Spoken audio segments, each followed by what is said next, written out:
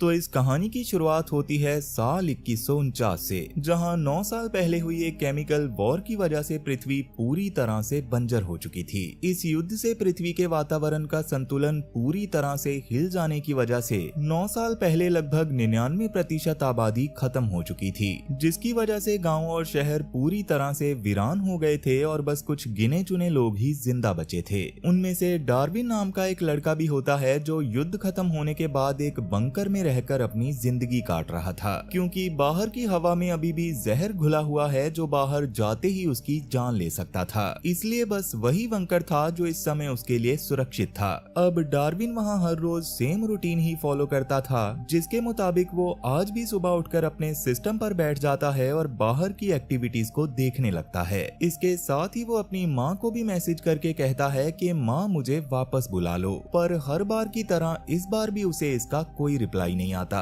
तब डार्विन को इससे काफी दुख होता है और अभी वो अपने पास्ट को याद करके उस समय के बारे में सोचता है जब वो अपनी माँ के साथ खुशहाल जिंदगी जी रहा था। लेकिन फिर सब कुछ तहस नहस हो गया और आज वही सुनहरी यादें उसे चैन से जीने तक नहीं देती, और अभी उसके पास उसके दुख को सुनने वाला भी कोई नहीं था। इसलिए अब प्रेजेंट टाइम में अपने दुखों के बोझ को कम करने के लिए डार्विन अल्ट्रासाउंड शावर लेने के लिए चला जाता है, जिससे उसको थोड़ा सा अच्छा फील होता है। भले ही डार्विन इस वक्त उस बंकर में कैद था, लेकिन वहाँ बैठे बैठे ही वो बाहर कई जरूरी चीजों को सिस्टम की मदद से ही कंप्लीट कर देता था। जैसे अभी वो मॉडर्न टेक्नोलॉजी का इस्तेमाल करके कुछ मशीन्स की मदद से जगह जगह पर फैलाए कुछ खास मिनरल्स को एक जगह पर इकट्ठा करने का काम करता है, ताकि भविष्य में लोग इन मिनरल्स का इस्तेमाल करके अपनी जिंदगी को बेहतर बना सकें। इसी बीच अचानक से उसे एक रिकॉर्डेड वॉइस सुनाई देती है, जिसमें सभी इंसानों को याद दिलाया जा रहा था कि बाहर की हवा बहुत खतरनाक है, इसलिए कोई भी बाहर ना निकले, क्योंकि अब भी युद्ध के जहरीले केमिकल्स हवा में घुले होने की वजह से बाहर आते ही उनकी मौत हो सकती है। इवन अभी के टाइम पर बाहर निकलना तक इलीगल था, जिसकी इजाजत ना तो कुदरत दे रही थी और ना ही सरकार। इसी बीच काम करने के दौरान डार्विन थोड़ी देर का ब्रेक लेकर अपना खाना ऑर्डर करता है, जो कुछ ही देर में मशीन्स की मदद से उसके पास डिलीवर हो गया था। अब बेशक से दुनिया खत्म होने की कगार पर थी, लेकिन टेक्नोलॉजी का इस्तेमाल इस वक्त पीक पर था। मगर सिर्फ टेक्नोलॉजी के बीच ही घिरा रहने की वजह से डार्विन काफी ज्यादा अकेला फील कर रहा होता है, इसलिए वो कभी अपने मन को बहलाने के लिए वीडियो गेम्स खेलता है या फिर पूरा दिन काम में ही लगा रहता है। पर अब थोड़ी देर गेम खेलने के बाद डार्विन को वापस से बहुत अकेला महसूस होने लग गया था। खैर अब लंच खत्म होने पर वापस से उसको काम का ऑर्डर मिलता है और डार्विन वापस से अपने काम पर लग जाता है। फिर इसके थोड़ी देर बाद उसने अपने काम को खत्म कर लिया था और रात होने पर वो सोने की कोशिश करने लग गया था। अभी भी उसको बहुत मुश्किल से नींद आती है और तब सपने में उसको वही पल दिखाई देता है जब उसकी माँ उसकी भलाई के लिए उसे इस बंकर में छोड़ गई थी, और उन्होंने उससे वादा किया था कि एक दिन वो उसको इस बंकर से आजाद जरूर कराएगी। तब उस सपने को देखकर डार्विन बहुत ज्यादा घबरा कर उठता है और सुबह होने पर अपने काम पर फिर से लग जाता है, जहां आज काम करते हुए अचानक से उसकी नजर एक कुत्ते पर पड़ती है जो बाहर के वातावरण में खुला घूम रहा था, जिसको देखकर डार्विन का दिमाग चकरा जाता है, क्योंकि 9 साल में ये पहली बार था कि युद्ध खत्म होने के बाद कोई जानवर सही सलामत बाहर इस तरह से घूमता हुआ दिखाई दिया हो। तब डार्विन भी अपने काम को छोड़कर अपनी मशीन से उस डॉग का पीछा करना शुरू कर देता है, जिसके दौरान डॉग पास की झाड़ियों में चला गया था, और अब डार्विन उसको देखने के लिए स्क्रीन जूम कर ही रहा था कि तभी उसका लीडर जल्दी से उसे काम को कंटिन्यू करने को कहता है। खैर अब रात के समय अपने काम को खत्म करने के बाद डार्विन वापस से सोने के लिए गया ही होता है कि तभी बाहर बहुत तेज तूफान आने लगता है, जिसके दौरान बिजली भी कड़क रही थी और उसकी आवाज की वजह से डार्विन को डर भी लगने लग गया था। अब यूं अचानक आए मौसम में बदलाव की वजह से डार्विन के बंकर की लाइट्स भी चली जाती है, जो देखकर वो डरते हुए अपनी मशीन्स को चालू करते हुए बाहर के नजारे को देख ही रहा था। पर तभी एक और बार जोरदार बिजली कड़कने के बाद बारिश भी शुरू हो जाती है, जिसकी वजह से अब उसकी मशीन ने काम करना बंद कर दिया था और डार्विन भी डरते हुए इमरजेंसी बटन को दबाने लगता है। लेकिन काफी देर कोशिश करने के बाद भी कोई रिस्पॉन्स नहीं आता। तब उस खराब मौसम को देखकर डार्विन को ये तो समझ आ गया था कि ये मौसम सिर्फ कुछ समय के लिए नहीं बल्कि 2 दिन के लिए ऐसा ही रहने वाला है। और क्योंकि इससे उसका ऑक्सीजन सिस्टम भी पूरी तरह से बंद हो सकता था, जिससे उसको और ज्यादा दिक्कत हो सकती थी, इसलिए वो थोड़ा सा टेंशन में आ जाता है। अब कुछ समय बाद सेम चीज होती है, जिसकी वजह से डार्विन के लिए अब बंकर में रहना बहुत ही दिक्कत वाली बात हो गई थी। और क्योंकि डार्विन ने ये सब पहली बार एक्सपीरियंस किया था, इसलिए उसे समझ नहीं आ रहा होता कि अब उसे क्या करना चाहिए। तब इतने में ही एक अनाउंसमेंट होती है, जिसमें डार्विन को अलर्ट करते हुए बताया जाता है कि सिर्फ 15 मिनट में ही एयर प्योरिफिकेशन भी पूरी तरह से बंद हो जाएगा, यानी कि अब बंकर में रहना उसके लिए नामुमकिन होने वाला था। इसलिए तब डार्विन बंकर में घुट घुट कर मरने की बजाय हालातों से लड़ने और जिंदा रहने का फैसला करता है और बंकर से बाहर जाने का डिसीजन लेता है, जिसके बारे में वैसे तो उसने सपने में भी नहीं सोचा था। इसलिए अब डार्विन अपना दिल मजबूत करता है और एक रेस्पिरेशन मास्क मुंह पर लगाकर बंकर के दरवाजे की ओर लड़खड़ाते कदमों से आगे बढ़ता है। लेकिन जब बाहर निकलने के लिए डार्विन दरवाजा खोलने की कोशिश करता है तो इलेक्ट्रॉनिक सिस्टम काम नहीं करता, जिससे डार्विन के बाहर निकलने की उम्मीद भी खत्म होती नजर आ रही थी। मगर डार्विन हार नहीं मानता और अपनी पूरी ताकत लगाकर बड़ी मेहनत मुशक्कत से उस दरवाजे को आखिरकार खोल ही लेता है, जिसके बाद इतने सालों में वो पहली बार बंकर की 4 दीवारी से बाहर निकलकर बाहरी दुनिया में कदम रखता है। लेकिन अभी वो थोड़ा सा आगे गया ही था कि तभी उसे मास्क से एक वार्निंग सिग्नल मिलता है, जो इस बात का इशारा कर रहा था कि उसके मास्क का ऑक्सीजन लेवल डाउन होता जा रहा है। इसलिए डार्विन अपनी जान बचाने के लिए वापस से बंकर की ओर भागना शुरू कर देता है, ताकि अभी बाहर की दुनिया के जहरीले ऑक्सीजन की चपेट में आकर उसे अपनी जान ना गंवानी पड़े। अब बंकर में जाने के बाद जब वो बंकर के दरवाजे को बंद करने की कोशिश करता है तो वो बंद नहीं हो रहा होता, जिससे डार्विन और ज्यादा घबरा गया था, क्योंकि ऐसे में बाहर की जहरीली ऑक्सीजन बंकर के अंदर आ सकती थी। पर क्योंकि अब कोई और रास्ता नहीं था, इसी वजह से डार्विन तुरंत अपने ऑक्सीजन मास्क को उतार देता है, क्योंकि अब वो मरने के लिए बस खुद को तैयार कर रहा था। मगर अब काफी देर हो जाने के बाद भी ना तो डार्विन की हालत खराब होती है और ना ही वायरस के कोई सिम्टम नजर आते हैं, जिसे देखकर डार्विन भी काफी हैरान होता है। और अब उसे समझ आ जाता है कि वो लोग अब फिर से इस खुली हवा में आराम से सांस ले सकते हैं, क्योंकि इतना टाइम हो जाने की वजह से शायद हवा का जहर खत्म हो चुका था। इसलिए अब डार्विन को इतने समय बाद खुली हवा में सांस लेकर बहुत ज्यादा अच्छा महसूस होता है। और जैसे कि इतने समय से डार्विन को ये लगता था कि उसकी माँ जिंदा भी हो सकती है, इसी वजह से वो उन्हें ढूंढने के लिए निकल जाता है, क्योंकि उसके हिसाब से उसकी माँ किसी मुसीबत में भी हो सकती थी, जिसकी वजह से ही वो तब से उससे कांटेक्ट नहीं कर पा रही होगी।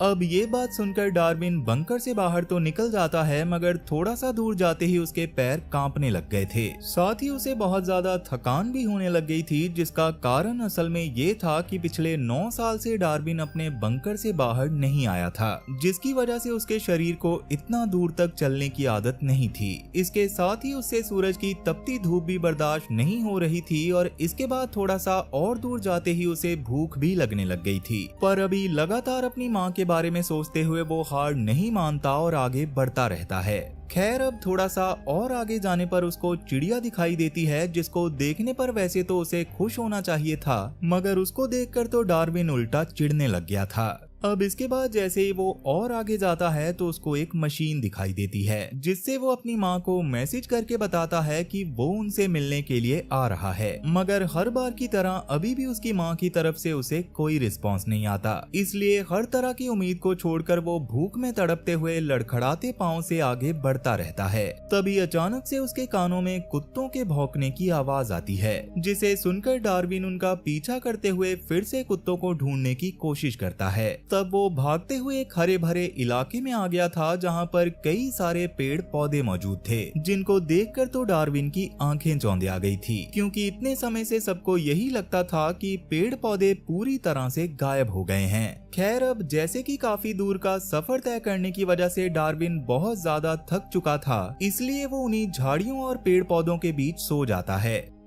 तब थोड़ी देर बाद उसकी आंख कई सारे मच्छरों की भिनभिनाहट और कुत्तों के भौंकने की आवाज से खुलती है, जिसे सुनकर डार्विन जल्दी से इधर उधर देखता है और तभी उसकी नजर एक दूर खड़ी लड़की पर पड़ती है जिसका नाम डारा था। डारा असल में उस कुत्ते की मालकिन थी और उसे ढूंढते हुए ही वो यहाँ तक आई थी। तब जैसे ही डारा जमीन पर लेटे हुए डार्विन को देखती है तो बहुत ज्यादा शौक होकर डार्विन से सवाल करती है कि आखिर तुम कौन हो, मगर डार्विन उसे कोई जवाब नहीं दे पाता और उसे देखता ही रहता है। क्योंकि डार्विन ने काफी लंबे वक्त से किसी से बात नहीं की थी, इसलिए वो बोलना लगभग भूल गया था। हालांकि वो डारा से बात करना चाहता था, पर अभी वो ऐसा नहीं कर पाता और अजीब सी आवाज निकालने लगता है, जिससे डारा को लगता है कि वो कोई खतरनाक और अजीब इंसान है, इसलिए वो उससे डरते हुए दूर भागना शुरू कर देती है। तब डार्विन भी उसका पीछा करना शुरू कर देता है, क्योंकि शायद डारा उसकी माँ तक पहुँचने में उसकी मदद कर सकती थी। मगर ये देखकर डारा और भी ज्यादा डर गई थी, इसलिए तुरंत ही उसने वार्निंग अलार्म्स को शुरू कर दिया था, जिसकी वजह से डारा की पूरी फैमिली जंगल में उसको बचाने के लिए आ गई थी, जो सरकार से छुपकर इन्हीं जंगलों में रहा करती थी।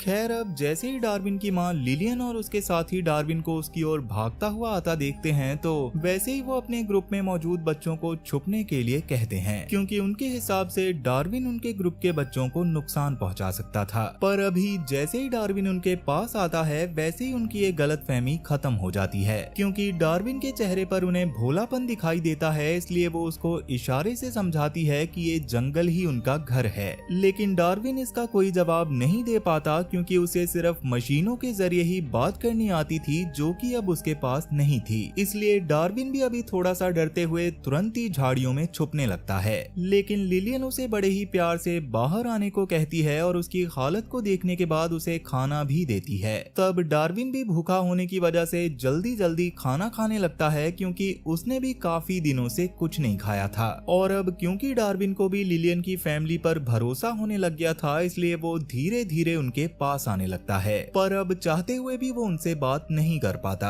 लेकिन लिलियन और उसकी फैमिली डार्विन से जो भी बातें कर रहे होते हैं, उसको वो बहुत ही अच्छे से समझ आ रही थी। साथ ही वो इतने समय के बाद इतने सारे लोगों को देखकर बहुत ज्यादा खुश था, इसलिए वो लिलियन की बातों पर सर हिलाकर इशारे में उससे बात करने की कोशिश भी करता है। और अभी जब लिलियन उसको रात में वहाँ पर रुकने को कहती है, तो डार्विन तुरंत ही इस पर मान जाता है।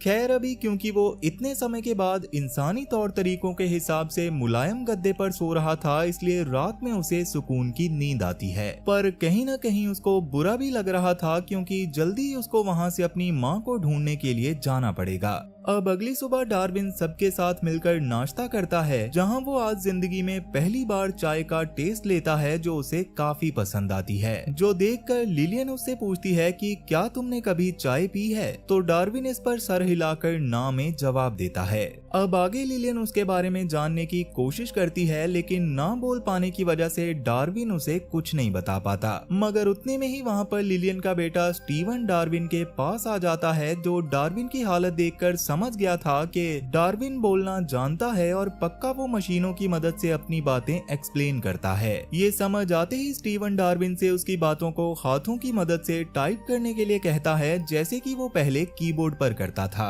और इन्हीं हाथों की मूवमेंट की वजह से स्टीवन को उसके दिमाग में चल रही बातें समझ आने लग गई थी, और अब सबको उसका नाम भी पता चल गया था। अब इसके बाद डार्विन अपने आसपास के लोगों को बहुत ही ध्यान से नोटिस करने लग गया था, जिसमें वो बच्चों को खेलते हुए नोटिस करता है और उनके हंसी मजाक करने की आदत को भी देखता है, जो देखकर उसको भी खुशी मिल रही थी। पर क्योंकि ये सब उसके लिए नया था, इसलिए वो उनके साथ खेलने की बजाय बस शांति से बैठा हुआ था। तभी डारा उसके पास आकर उसे धूप में बैठा देखकर उसके चेहरे पर सनस्क्रीन लगाने लगती है, जिससे डार्विन को थोड़ा सा अजीब लगता है, क्योंकि पहली बार उसे किसी ने इतने प्यार से टच किया था। खैर, अभी भी डार्विन को अपनी माँ की फिक्र खाई जा रही थी, जिसके बारे में वो बाकी सबको भी बताता है। और डारा कहती है कि जब भी तुम चाहो यहाँ से जा सकते हो। अब इसके बाद जब डार्विन रात में सो रहा होता है, तो एक सपने में वो खुद को अपनी माँ को ढूंढता पाता है। लेकिन उसकी माँ को ढूंढने से पहले ही उसको ड्रोन्स पकड़ लेते हैं और उसको एक्सपेरिमेंट्स करने के लिए ले जाते हैं, जिसमें उसको बहुत ज्यादा दर्द हो रहा था, पर किस्मत से ये बस उसका एक सपना था। अब अगले दिन डार्विन नहाने के लिए लिए बाथरूम में जाता है, पर जैसे कि अभी उसको पानी से नहाना नहीं आता था, इसलिए वो कपड़े पहने हुए ही शावर लेकर सबके सामने वापस आ जाता है, जो देखकर सच में सबको हंसी आ गई थी। तब डारा उसको नहाने का तरीका बताते हुए पुराने कपड़े देती है और डार्विन भी उसकी बातों को समझकर अच्छे से नहाता है, जिसके बाद वो कपड़े पहनकर बाहर आ गया था और इससे सब उसको देखकर बहुत ज्यादा खुश हुए थे।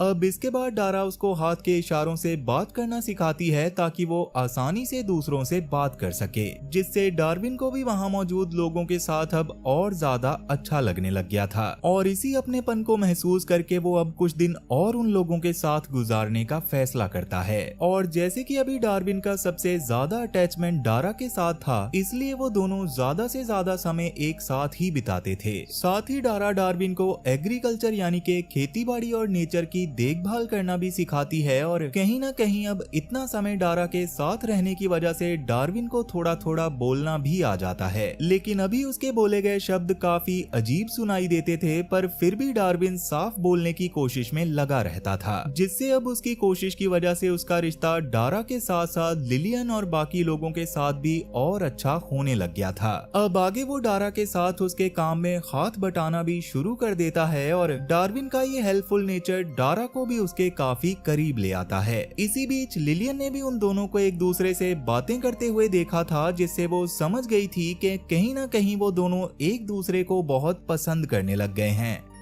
अब इसी तरह से कुछ और दिन बीत गए थे और तभी अचानक एक दिन आसमान में एक सरकारी ड्रोन आ जाता है जो आसपास की रिकॉर्डिंग कर रहा था, जबकि इस सब से अनजान लिलियन और उसकी फैमिली एंजॉय करने में बिजी थे। वो लोग उस वक्त म्यूजिक पर डांस कर रहे थे और डारा डार्विन को भी उसके साथ डांस करना सिखाती है, जिसके बदले में डार्विन भी डारा को कुछ खास फास्टेस्ट डांस मूव सिखाता है। उन दोनों को एक दूसरे के साथ टाइम बिताना और मौज मस्ती करना बहुत अच्छा लगता था, इसलिए अब वो दोनों जंगल में घूमने के लिए निकल गए थे, जहां डारा डार्विन को अपने पिता के बारे में बताते हुए कहती है कि मेरे पिता ने परिवार को बचाने के लिए काफी मुश्किलें सही थी। वैसे अब तो वो हमारे बीच नहीं हैं, लेकिन उनकी वजह से ही आज हमारी फैमिली जिंदा है। इतना बताकर डारा अपने पिता को याद करती है और साथ ही डार्विन को भी ये बताती है कि मैं हमेशा तुम्हारे साथ रहना चाहती हूँ, भले ही मेरे पिता मेरे साथ ना हो, पर तुम मेरे साथ जरूर रहना। अब क्योंकि डार्विन भी उसको पसंद करने लग गया था, इसलिए वो भी उसको इस बात पर हाँ में जवाब देता है।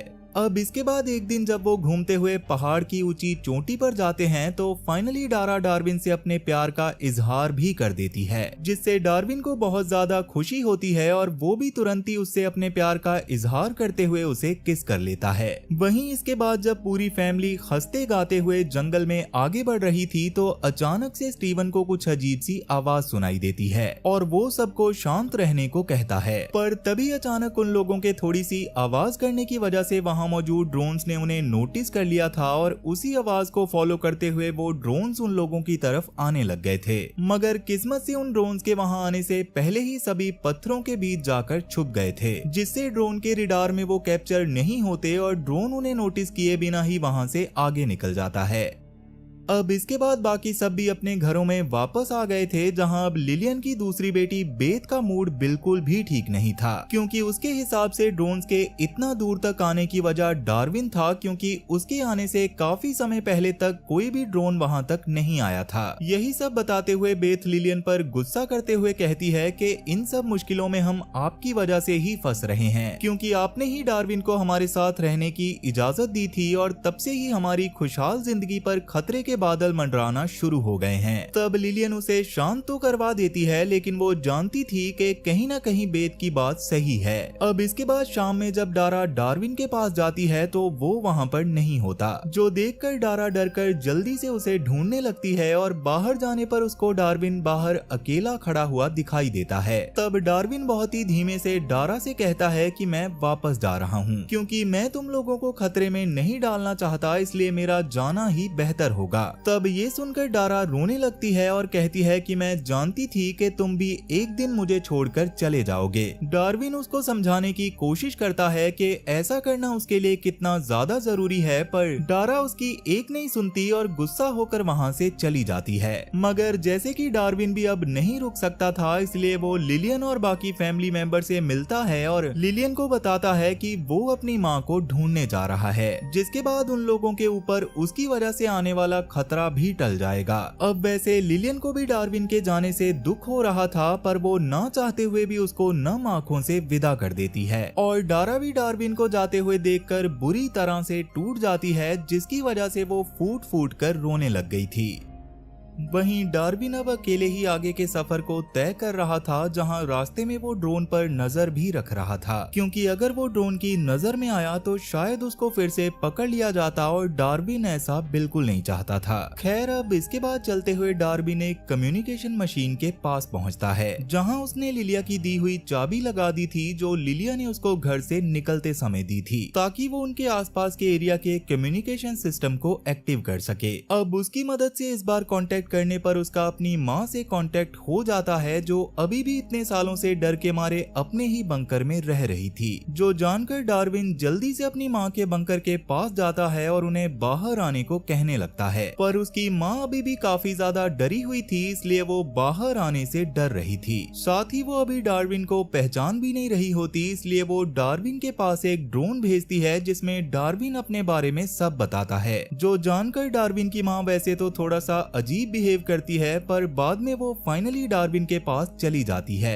तब डार्विन उनको पास्ट की सारी बातें याद दिलाने की कोशिश करता है, पर अभी भी उसको सब सही से याद नहीं आ रहा था, इसलिए वो डार्विन की बात का कोई जवाब भी नहीं दे रही थी। तब डार्विन बंकर के अंदर जाकर उससे उनके कंप्यूटर को इस्तेमाल करने की परमिशन मांगता है और एक कोड डालने के बाद उसको लिलियन और उसकी फैमिली की फोटोज दिखाता है, पर अभी भी जब उसकी माँ कोई जवाब नहीं देती तो डार्विन वहाँ से जाने लगता है। लेकिन तभी उसकी माँ उसे नाम लेकर पुकारती है और उससे पूछती है कि क्या तुमने वीडियो गेम्स खेलना छोड़ दिया। तब ये सुनकर डार्विन बहुत खुश होता है, क्योंकि उसकी माँ ने उसे पहचान लिया था और उनकी पुरानी यादें भी वापस आ गई थी।